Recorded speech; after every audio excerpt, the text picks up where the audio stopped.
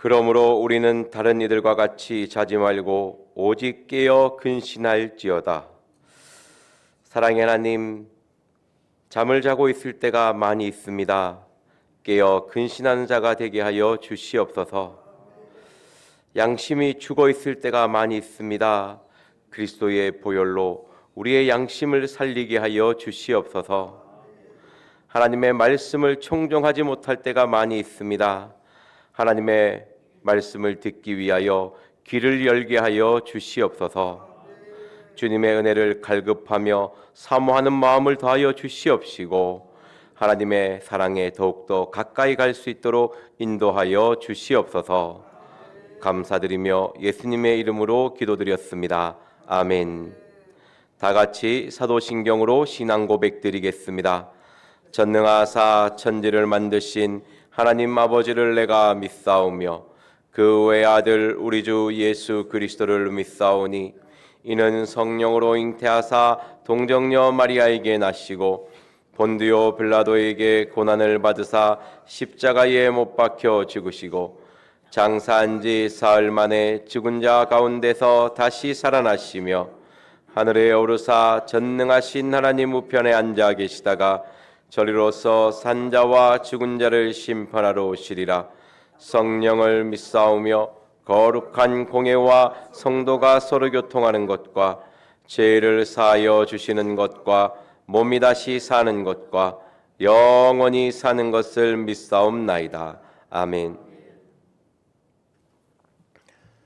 오늘 우리에게 주신 하나님의 말씀은 잠언 9장 16절에서 18절 말씀입니다. 구약성경 920페이지입니다.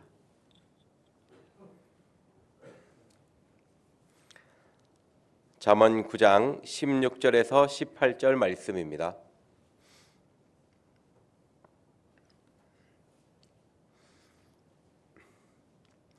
다 같이 한 목소리로 읽겠습니다. 시작.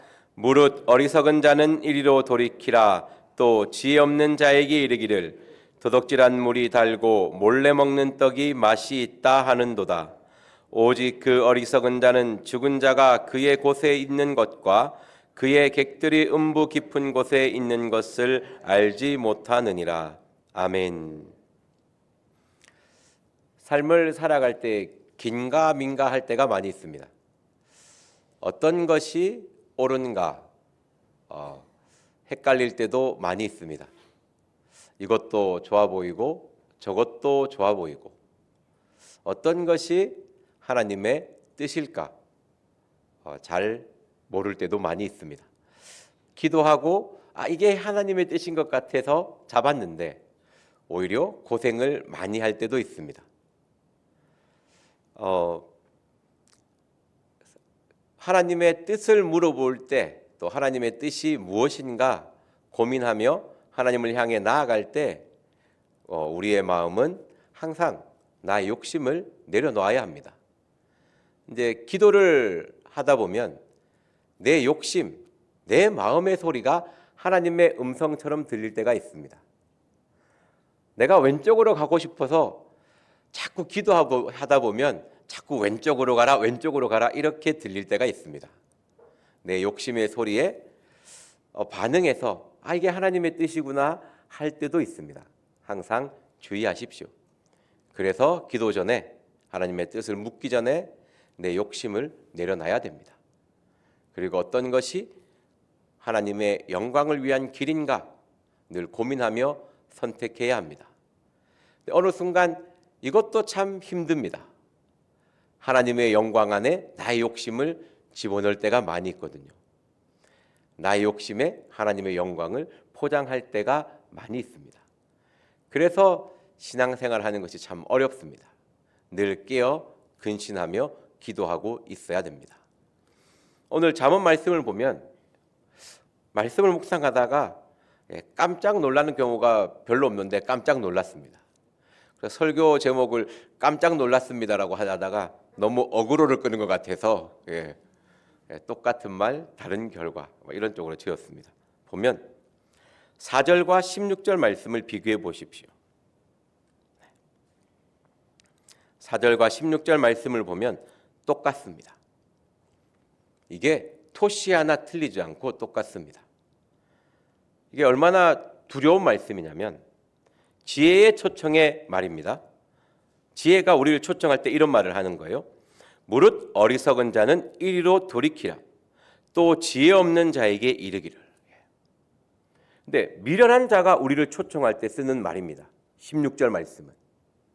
미련한 자가 우리를 초청할 때 이렇게 말하는 거예요. 무릇 어리석은 자는 이리로 돌이키라. 또 지혜 없는 자에게 이르기를. 지혜의 초청의 말과 미련의 초청의 말이 똑같다는 말입니다. 이래서 신앙생활이 어렵습니다. 와, 나는 분명히 하나님의 말씀인 줄 알고 갔는데 아닐 수가 있다는 것이죠. 그래서 조심해야 됩니다. 하는 모습도 똑같습니다. 지혜가 초청해서 하는 말이 5절에 보면 먹고 마시자입니다. 앞에 딱 뭐 식물을 먹고 이런 게 또 막 있지만 딱 압축하면 먹고 마시자입니다. 미련도 똑같이 얘기합니다. 먹고 마시자. 하지만 결과는 완전히 다르죠. 6절에 지혜의 초청은 생명을 얻습니다. 18절에 미련의 초청의 결과는 사망, 심판입니다. 똑같은 말을 듣고 똑같이 먹고 마시는데 결과는 완전히 다르다는 것이죠. 자, 그래서 고린도후서 11장 14절의 말씀에 보면 사탄도 자신을 광명한 천사로 가장합니다. 그래서 하나님께서 예수님께서 우리에게 너는 이것을 보라고 하는 말씀이 있습니다. 우리 마태복음 7장 20절 말씀 보도록 하겠습니다.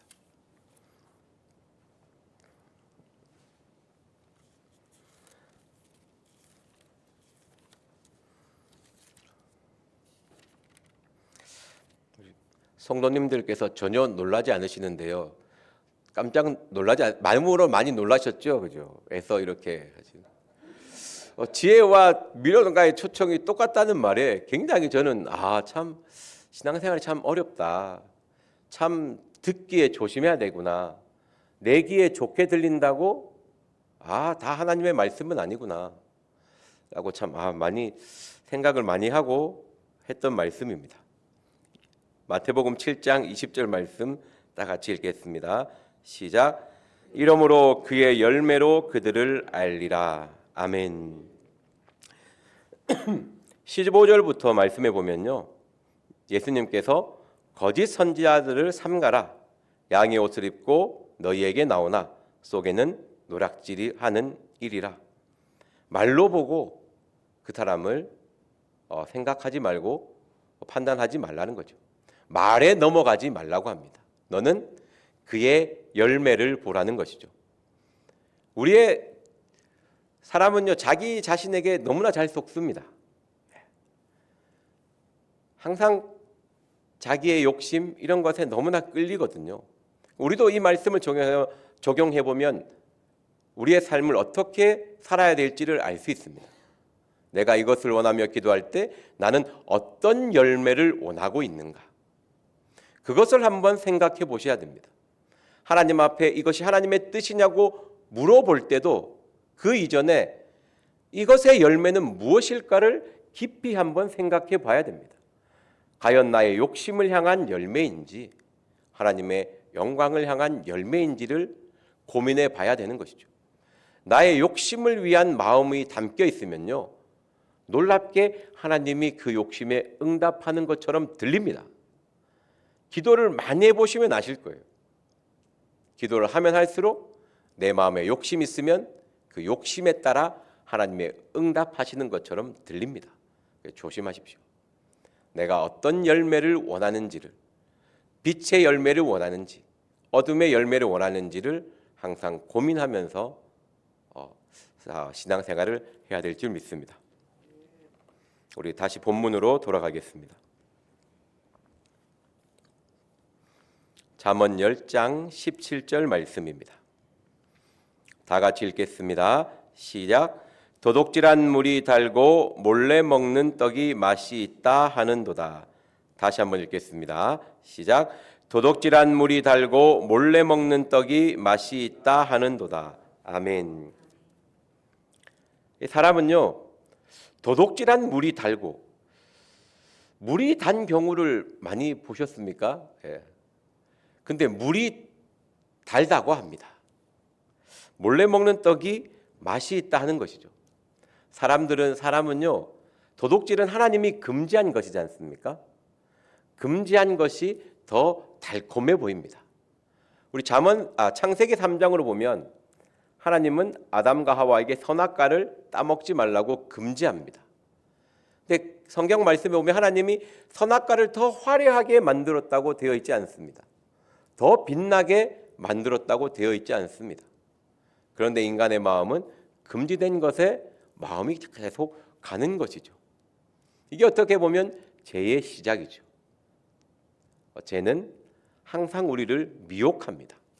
더 맛있고 더 달고 더 아름답게 보이는 것이죠. 또 우리의 마음이 아름다운 곳에 끌릴 때 주의해야 되고, 더 먹고 마시는 것, 즐거움에 끌릴 때 우리의 마음은 깨어 근신해야 됩니다. 이것이 정말 잠언 5장에 주는 하나님이 주시는 즐거움인가, 안 그러면 내 욕심을 이루기 위한 즐거움인가를 살펴봐야 될 줄 믿습니다. 그래서 금지된 것에 끌리는 것이 우리의 마음입니다. 그리고 항상 죄는 자기 자신을 합리화하는 것이죠. 초청의 목적입니다. 미련한 자의 초청, 도둑질한 물. 이 말은 뭡니까? 같이 도둑질하려고 초청하는 것이죠.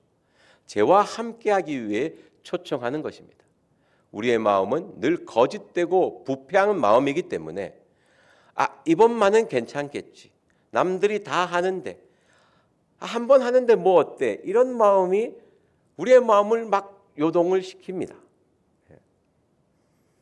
남들 다 하는데 뭐 어때? 이렇게 하면서 같이 남을 비방하지 않습니까? 그 무리에 앉아서 비방하고 판단하고 정죄하는 것을 서슴없이 하지요. 왜? 남들 다 하는 거니까. 남들 다 하는 거니까 뭐 즐겁게 놀고 먹고 마시고 이렇게 하는 것이죠. 항상 자기 합리화에 빠지려고 합니다. 그리고 몰래 하면 괜찮겠지. 오늘 보면 참 반복되는 단어가 하나님의 말씀이 도둑질은 몰래 하는 것이지 않습니까? 예.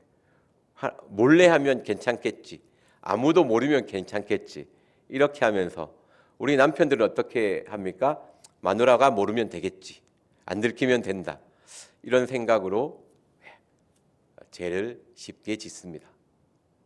몰래 하는 것이 더 재밌게 느껴지거든요. 근데 우리의 주님은 우리의 머리털까지도 다 세신 바 됩니다. 코람데오, 하나님 앞에 서지요. 하나님은 모든 것을 다 알고 계시고 보고 계십니다. 하나님을 속일 수는 없습니다. 그리고 오늘 17절 말씀에 보면요, 순간의 쾌락이 더 즐겁게 느껴집니다. 이게 죄의 유혹이 무섭습니다. 이래서 다른 즐거움보다 순간에 죄도 낙이 있거든요. 죄도 즐거움이 있습니다.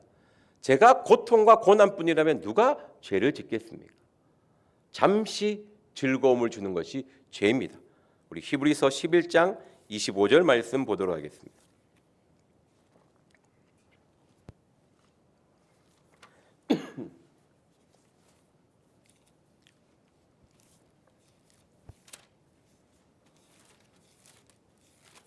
히브리서 11장 25절입니다.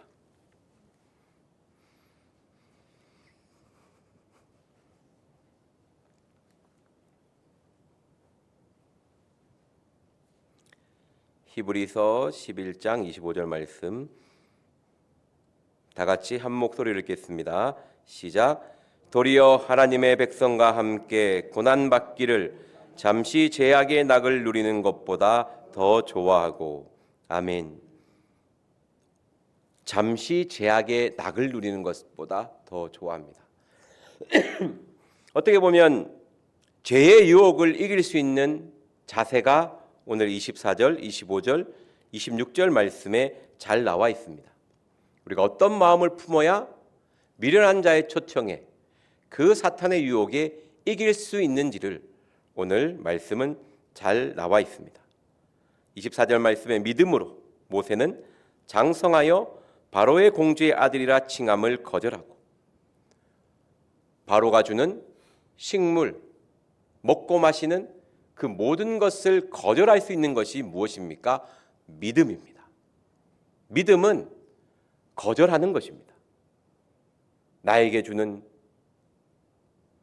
몰래 먹는, 몰래 먹고 마시는 즐거움에서 제약이 주는 낙을 거절할 수 있는 것이 장성한 자의 믿음입니다.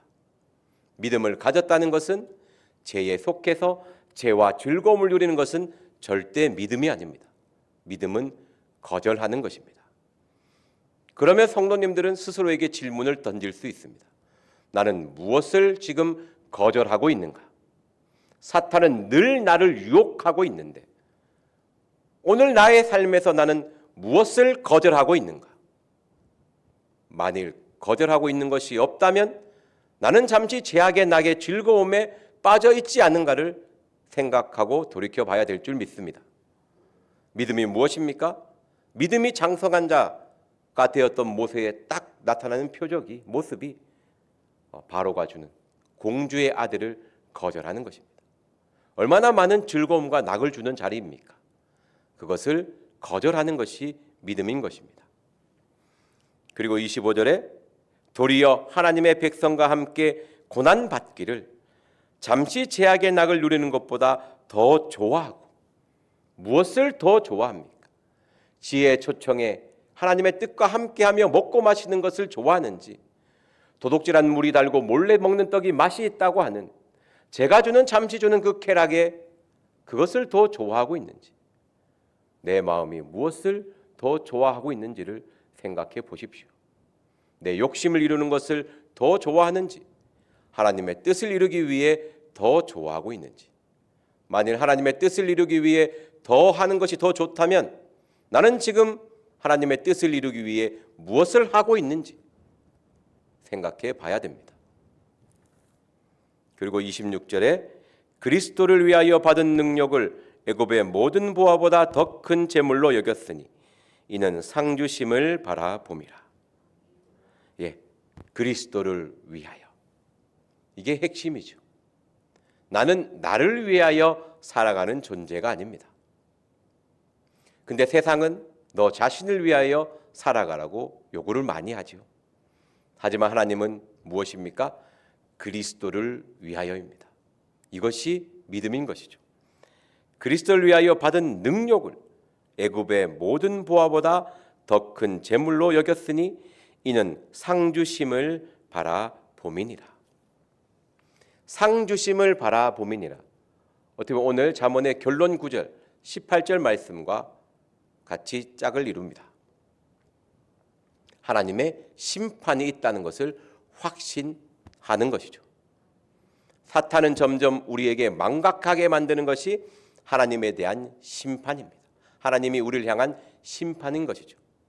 상주심을 바라본다는 것은 언제든지 하나님이 자신에게 벌 줄 수 있다는 것을 안다는 것이죠. 왜?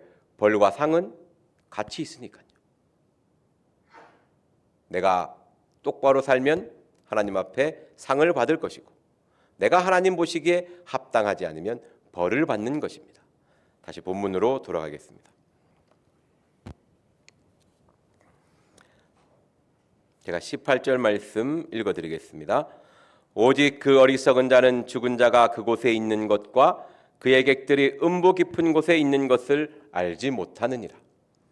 반드시 하나님의 심판이 있습니다. 우리의 삶의 열매에 따라 하나님의 심판이 우리에게 있습니다. 항상 심판을 생각하십시오. 그렇게 해야지만이 바른 삶을 살 수가 있습니다. 자꾸 하나님의 사랑, 구원 그것도 강조돼야 되지만 하나님의 심판 또한 강조돼야 됩니다. 그래야 깨어 근신할 수 있는 것입니다. 모세는 상 주시는 하나님을 바라보았습니다. 그 하나님을 바라볼 때 우리는 하나님 보시기에 바른 삶을 살 수 있습니다. 기도하고 마치겠습니다.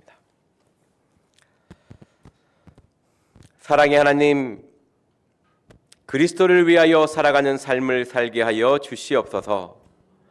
내 욕심, 내 욕망을 쫓지 말게 하여 주시옵시고, 잠시 주는 제약의 낙에 빠져 있지 말게 하여 주시옵시고, 늘 깨어 근신하게 하여 주시옵소서. 믿음은 거절하는 것이라고 하였사오니 세상에 주는 즐거움을 거절할 수 있는 장성한 믿음을 갖게 하여 주시옵시고, 주님을 위하여 살아갈 수 있는 저희들의 마음이 될 수 있도록 도와주시옵소서. 감사드리며 예수님의 이름으로 기도드렸습니다. 아멘. 오늘 들은 말씀을 기억하시고 기도하시고 각자 주기도문으로 예배를 마치도록 하겠습니다. 주여 삼창하며 기도하겠습니다. 주여, 주여, 주여.